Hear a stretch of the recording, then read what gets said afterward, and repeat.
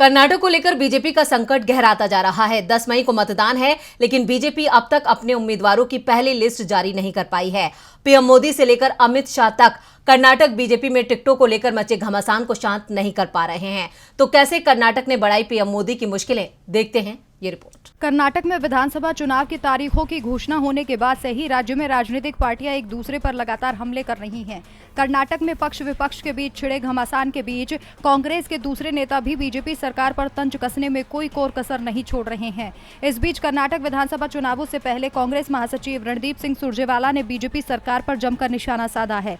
सुरजेवाला ने बीजेपी को दुनिया की सबसे भ्रष्ट सरकार बताया। आगामी कर्नाटक विधानसभा चुनाव के लिए सत्ताधारी बीजेपी ने अभी तक अपने उम्मीदवारों की सूची जारी नहीं की है।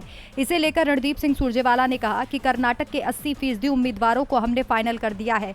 3 बैठक के बाद भी बीजेपी ने अपना टिकट फाइनल नहीं किया है। तीनों बैठक में पीएम नरेंद्र मोदी भी थे। कलह कर्नाटक बीजेपी में है।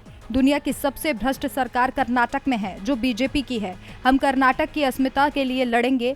इससे पहले सुरजेवाला ने पीएम नरेंद्र मोदी और केंद्रीय गृह मंत्री अमित शाह को भी घेरा था। उन्होंने कहा था कि वो फिल्म स्टार्स की सहायता ले रहे हैं, क्योंकि ना बॉम्बई जी को कोई सुनता है, ना नड्डा जी को, और ना ही प्रधानमंत्री नरेंद्र मोदी जी को कोई सुनता है। और अमित शाह की रैली में कुर्सियां खाली रहती हैं। सुरजेवाला ने कहा कि अब बीजेपी पैनिक स्ट्रीकर है।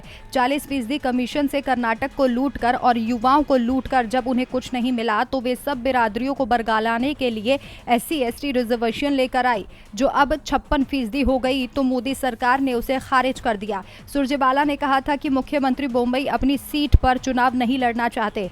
उनके मंत्रीगण भी अपनी सीट पर चुनाव नहीं लड़ना चाहते। सब अपनी अपनी सीट छोड़कर भाग रहे हैं। बीजेपी में भगदड़ मच गई है और बीजेपी का नाम अब भगदड़ पार्टी हो गया है। कांग्रेस के इन हमलों से बीजेपी की मुश्किलें बढ़ती दिखाई दे रही हैं। DB लाइव की रिपोर्ट।